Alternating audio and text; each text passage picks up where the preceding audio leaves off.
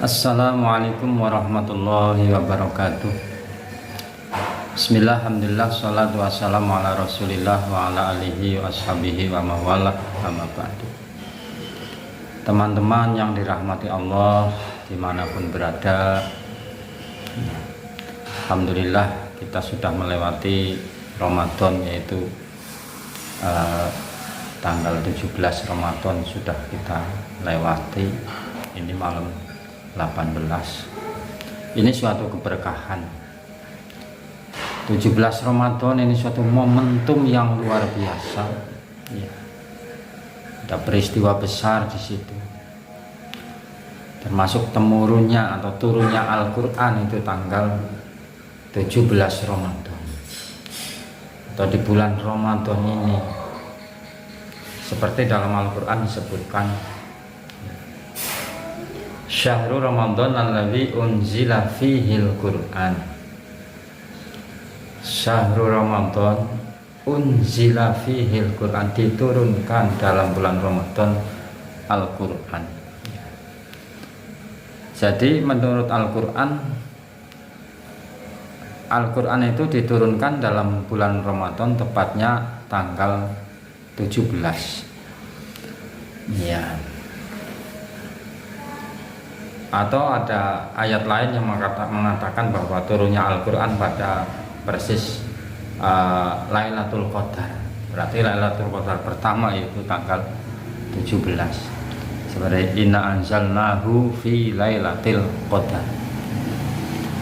Quran diturunkan ke dunia ini tidak lain, tidak bukan, yaitu hudan sebagai petunjuk, wabayinatin dan penjelasan minal huda daripada petunjuk tersebut, wal furqan dan sebagai pembeda antara yang hak dan yang batil.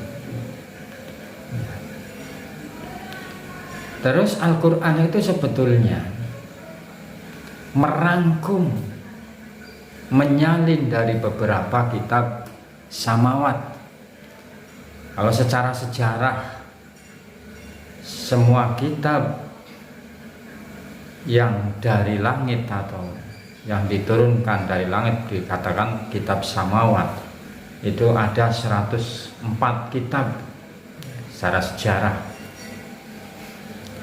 Yang 50 diturunkan kepada Nabi Sis alaihi salam.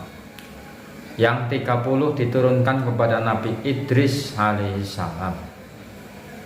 Terus Nabi Ibrahim 10, Nabi Musa 10 sebelum mendapat kitab Taurat.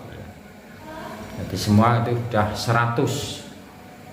Ditambah 4 kitab, yaitu Taurat, Zabur, Injil, dan Al-Qur'an. Seluruhnya ada 104 kitab. Namun kita sebagai orang muslim itu diberi kemurahan oleh Allah. Kita meyakini dan wajib mengetahui hanya 4 kitab, yaitu Injil, Taurat, Zabur, dan Al-Qur'an. Dan seluruh kitab yang ada 104 itu seluruhnya masuk dan disalin, disempurnakan, yaitu dalam Al-Qur'an. Jadi syariat-syariat Nabi dulu, syariat Nabi Daud yang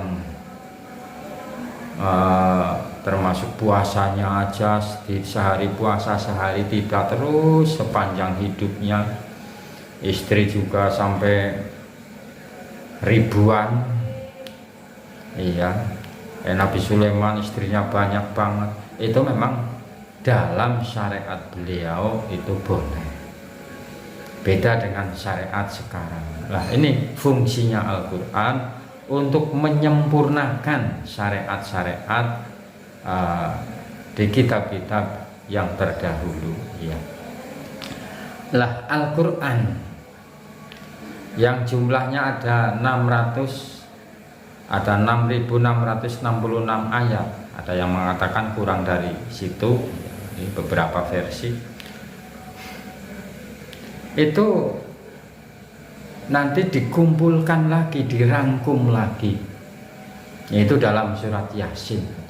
Hatinya Al-Quran adalah surat Yasin, lalu dirangkum lagi yaitu dalam suratul Fatihah. Ya, surat Fatihah dirangkum lagi dalam Bismillahirrahmanirrahim. Maka Bismillah atau Fatihah fungsinya secara hikmah itu luar biasa, banyak banget ya. Termasuk kalau untuk hajat-hajat besar ya. Hajat-hajat besar itu membaca surat Al-Fatihah, sholat hajat dulu, sholat tobat dengan ikhlas, terus mohon ampunan kepada Allah, bersolawat, lalu membaca surat Al-Fatihah 313 kali, 313 kali. Lalu baru setelah itu mohon apa hajatnya kepada Allah Subhanahu wa Ta'ala. Apalagi ini mumpung masih di bulan suci, dosa-dosa diampuni, doa-doa dikabul, banyak keberkahan luar biasa. Marilah sisa Ramadan yang masih separuh ini, separuh kurang ya, kita manfaatkan sebaik-baiknya. Kembali lagi kepada Al-Quran. Jadi Al-Quran, Allah Ta'ala telah menciptakan bumi langit seisinya, termasuk malaikat, jin, dan manusia. Allah telah menciptakan manusia. Makanya Allah lebih tahu ya, paling tahu bagaimana kebutuhan manusia itu tersebut, bagaimana yang harus dilakukan manusia tersebut supaya selamat sampai akhir tujuan, yaitu kembali ke alam surganya Allah. Karena manusia asalnya dari surga ya. Zaman Nabi Adam itu di surga. Setelah ada kesalahan baru diturunkan ke dunia ini. Iya, tadi man jangalal Quran amamahu qadahu ilal jannah.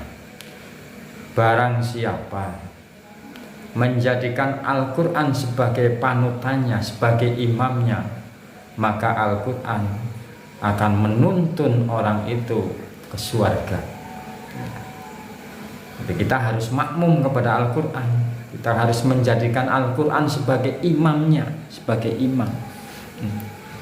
Tapi sebaliknya, waman jangalahu atau waman jangalal Quran khalfahu syaqahu ilan nar.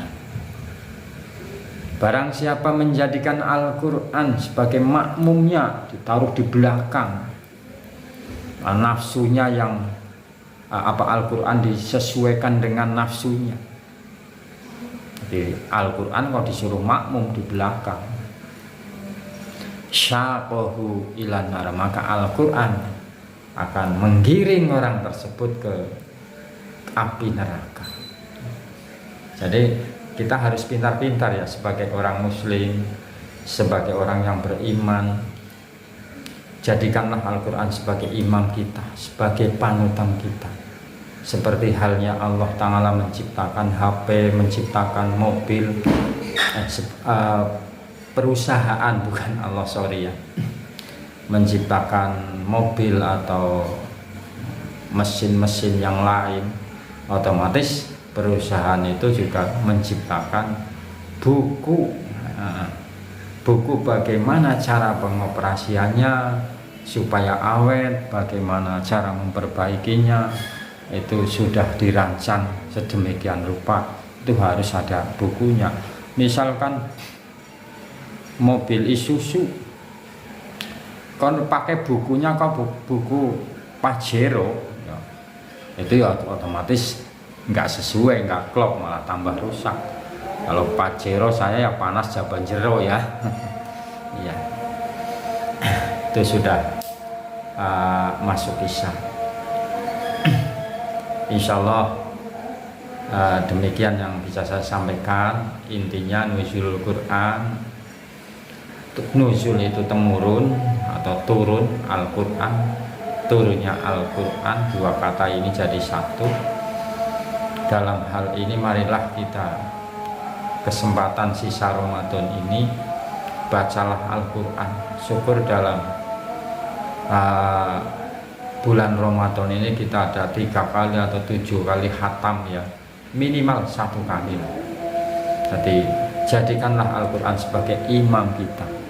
Jangan nafsu kita yang ya, jangan nafsu diutamakan di depan kita. Apa itu Al-Quran disesuaikan dengan keinginan kita, dengan nafsu kita, itu salah. Itu berarti menjadikan Al-Quran di belakang kita. Orang yang mengikuti Al-Quran, maka Al-Quran akan memberikan syafaat baik itu di dunia, di alam kubur, sampai di alam akhirat. Itu karena Al-Quran itu bisa memberikan syafaat. Sekali lagi masalah ijazah tadi, baca surat Al-Fatihah 313 sesuai dengan hitungan sahabat ahli Badar. Itu untuk hajat apa saja, baik hajat duniawi atau hajat ukhrawi. Saya ijazahkan, ajaztukum hadhihi surat Al-Fatihah lillahi ta'ala. Sekian, billahi taufiq wal hidayah. Assalamualaikum warahmatullahi wabarakatuh.